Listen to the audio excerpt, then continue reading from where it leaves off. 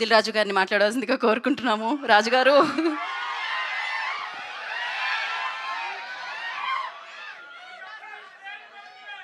అందరికి నమస్కారం. Hi boys. ఇదేంటి వాసుని స్లోగనా ఇది? సరే, 2026 వచ్చి ఆల్మోస్ట్ 3 months కంప్లీట్ చేసుకుంటున్నాం. ఈ మధ్యలో మీరు చాలా సినిమాలు చూశారు, చాలా హిట్ అయినాయి. మీకు నచ్చిన సినిమాలు ఏంటో చెప్పండి.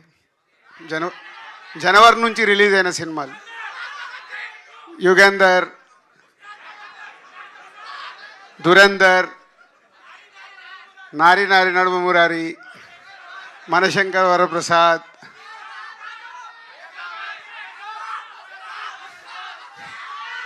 ఉస్తాద్.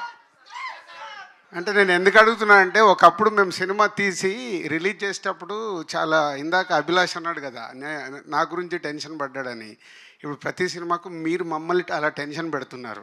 సినిమా రిలీజ్ వరకు కాదు, ఫస్ట్ ఏదైనా ప్రోమో ఇవ్వగానే మీకు నచ్చుద్దా లేదా, నచ్చలేదానికి అక్కడే డిసైడ్ చేస్తున్నారు ఈ సినిమాకు థియేటర్కి వెళ్ళాలి అవద్దా అని. అంటే మాకు సినిమా తీసే వాళ్ళకు మీరు ఇప్పుడు చాలా ఛాలెంజెస్ విసురుతున్నారు కోవిడ్ తర్వాత.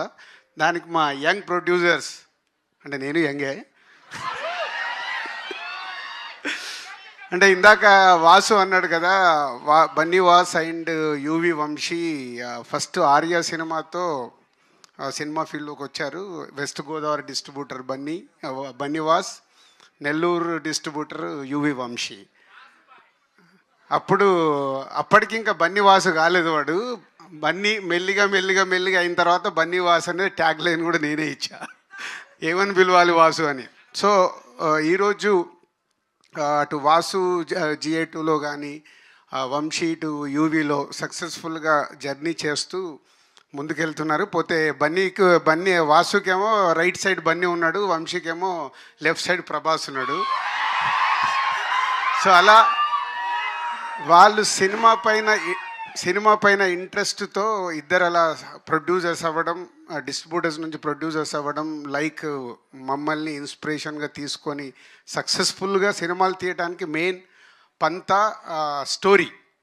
వాళ్ళిద్దరు కూడా స్టోరీల్ని పట్టుకొని కొత్త డైరెక్టర్లతో కూర్చొని వర్క్ చేయించు సినిమాలు తీసిన సినిమాలన్నీ సక్సెస్ఫుల్లే, రైట్? శర్వాతో యూవీలో ఇది 4th ఫిలిం. రన్ రాజా రన్ కానీ, ఎక్స్ప్రెస్ రాజా కానీ, అండ్ మహానుభావుడు కానీ అన్నీ. ఇప్పుడు ఈ బైకర్ గురించి లాస్ట్లో మాట్లాడతా.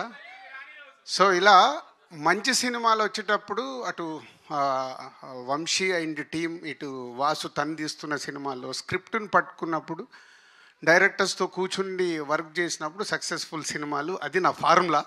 నేను కూడా ఈ మధ్య కొంచెం ట్రాక్ తప్పి మళ్ళీ ఇప్పుడే ట్రాక్ ఎక్కాను. సో ఎక్కేసా డోంట్ వరీ, వచ్చేస్తున్నాం. సో అలా అంటే కథల్ని నమ్ముకొని రైట్ టీంతో వర్క్ చేసినప్పుడు వాళ్ళ కెరియర్లో ఎప్పుడు మిస్ఫైర్లు కొట్టలే, నేను కూడా ఎప్పుడు మిస్ఫైర్లు కొట్టలే. So that is a inspiration for వాళ్ళకి. అలాగే కొత్తగా వస్తున్న వాళ్ళు కూడా చాలామంది పంతాలో వెళ్ళిన వాళ్ళందరూ సక్సెస్ఫుల్గానే ఉంటారు. సో ఈ పాయింట్ ఎందుకు చెప్తున్నానంటే, మిర్చి సినిమా తీసినప్పుడు వంశీ ఫస్ట్ ఫిలిం నాకు కథ వినిపించాడు. తర్వాత సినిమా రెడీ అయిన తర్వాత యావిడ్ రూమ్లో సినిమా చూపించాడు, ఫస్ట్ కాప్ వచ్చిన తర్వాత సినిమా చూపించాడు. అలా ప్రతి ఒక్కటి షేర్ చేసుకునే వాళ్ళం. నేను అలాగే అంతకుముందు నేను ఆర్య ఆట అన్న తర్వాత అరవింద్ గారికి వీళ్ళందరికీ మేము కథలు వినిపించడము, ఒపీనియన్ తీసుకోవడము, షేరింగ్ ఉండేది. సరే, ఎవరి లైఫ్లో వాళ్ళం బిజీ అయిపోయాక నాకు తెలిసి ఎక్స్ప్రెస్ రాజా లాస్ట్ అనుకుంటా నేను చూసింది. దాని తర్వాత వంశీ నాకు ఏ సినిమా చూపించాలి, after long time biker cinema అన్న నువ్వు చూడు అని చూపించాడు. నేను ఎందుకు చెప్తున్నా అంటే, ఎప్పుడైతే ఇందాక అభిలాష్ చెప్పినప్పుడు నా వంశీ సినిమానో వాసు సినిమానో నేను ఈజీగా గెట్ చేయగలుగుతాను. నేను మీలాగా అక్కడ కుర్చీలో కూర్చొని చూస్తాను, నాకేం ఎమోషన్ ఉండదు. సో నా సినిమా ఎప్పుడన్నా వాళ్ళు చూడాలనుకున్నప్పుడు వంశీ కానీ వాసు కొంచెం మేనేజ్ చేస్తాడు, కానీ వంశీ నాలాగే ముఖం మీదే చెప్పేశాడు, అన్న బాగుంది బాగాలేదు అని, మోమాటం ఉండదు. సో ఈ బైకర్ చూసినప్పుడు ఆఫ్టర్ లాంగ్ టైం ఒక యావిడ్ రూమ్లో నేను సినిమా చూసినప్పుడు అభిలాష్, ఫస్ట్ క్రెడిట్ అభిలాష్కే. ఎందుకంటే ఒక డైరెక్టర్గా తను అనుకున్నది అచీవ్ చేయగలిగాడు. దానికి ఆ ఎమోషన్స్ కానీ, ఆ బైక్స్ పైన తీసిన, ఇందాక సౌండ్ అన్నాడు కదా, ఇప్పుడు అడిగాను, నువ్వు యావిడ్ రూమ్లో చూపించేసావు, అలా కాదు నేను ఫుల్ స్క్రీన్లో సినిమా చూడాలి, ఆ సౌండ్ ఏంటి, నీ విజువల్స్ అక్కడ చూసిన దానికి థియేటర్కి డబుల్ అవుతుంది. మామూలుగా మన టీవీలో చూసినప్పుడే ఉండే ఎక్స్పీరియన్స్ బిగ్ స్క్రీన్ మీద చూసినప్పుడు సౌండ్ కానీ విజువల్స్ కానీ చాలా మారుతాయి. దానికోసం నేను వెయిటింగ్. సో యావిడ్లో చూసినప్పుడు ఐ లైక్ ద ఫిలిం. నాకు ఇందాక అభిలాష్కి వంశీకి రెండే నాకు అనిపించినవి ఫ్రెష్గా చూసాను. నాకు స్టోరీ ఏం తెలియదు. 2 కరెక్షన్స్ అనిపించినాయి, చెప్పాను.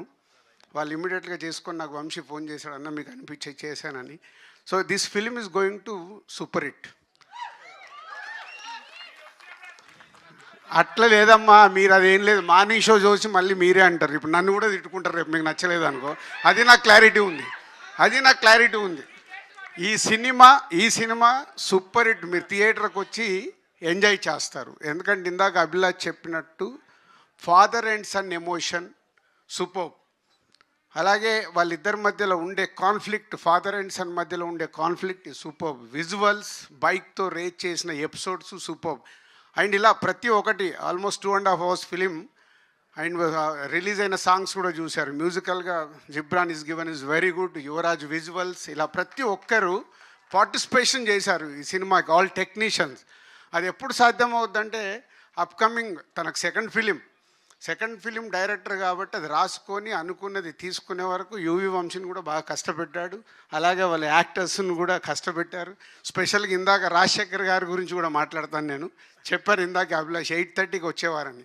అంటే మా ఇండస్ట్రీలో కొన్ని నడుస్తూ ఉంటాయి, రకరకాల రూమర్స్ ఉంటాయి, దాన్ని క్లియర్ చేశాడు అభిలాష్. సో శర్వా, అక్కడి నుంచి శర్వాకి వస్తే ఎంత మేకోవర్ అయ్యాడు అసలు. నేను ఆ మధ్య నేను చూసి షాక్ అయ్యాను.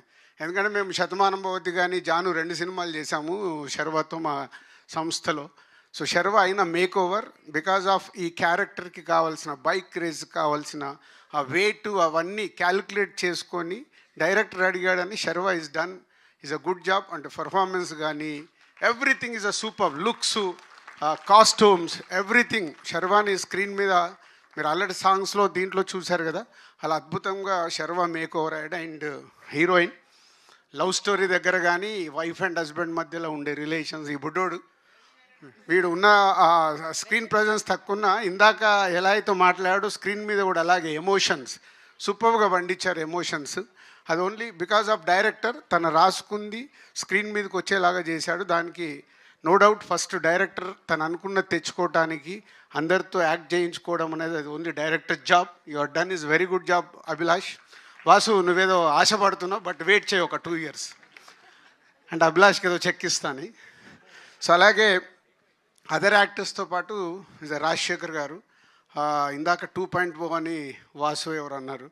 ఎస్, రాజశేఖర్ గారిని ఈ స్టేజ్ పైన ఉన్న దాంట్లో ఫస్ట్ సీనియర్ ఆయన, సెకండ్ సీనియర్ నేనే. సో రాజశేఖర్ గారిని అన్ని రకాలుగా చూసాం. ఈ సినిమాలో ఒక ఫాదర్గా, ఒక శర్వాకు ఒక కోచ్గా తను చేసిన పర్ఫార్మెన్స్లో కానీ ఆ స్ట్రిక్ట్నెస్, కోచ్ అంటే ఎలా ఉండాలో అలా ఉండాలి కదా, దానివల్ల చేసింది. వాళ్ళిద్దరి మధ్యలో జరిగిన కాన్ఫ్లిక్ట్ కానీ is a super. And father and son, and ఇప్పుడే రివీల్ చేద్దాము, ఫాదర్ అండ్ సన్ ఎమోషన్స్ అన్నీ అద్భుతంగా చేశారు. థ్యాంక్ యూ రాజశేఖర్ గారు.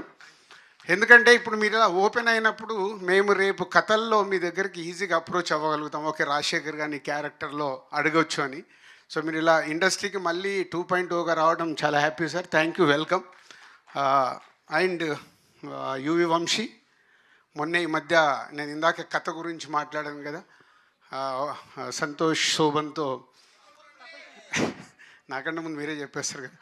సో ఒక మళ్ళీ చిన్న సినిమా తీసి ఎలా అయితే రీచ్ అయ్యాడో ఈ సినిమాతో మళ్ళీ is giving a very good film for audience, for industry. మా ఇండస్ట్రీకి ఏంటంటే సినిమాలు ఆడుతూ ఉంటే మాకు ఎనర్జీ ఎక్కువ వస్తుంది, మాకు సినిమాలు ఆడుతూ ఉండాలి. So thank you Vamsi. April 3rd నేను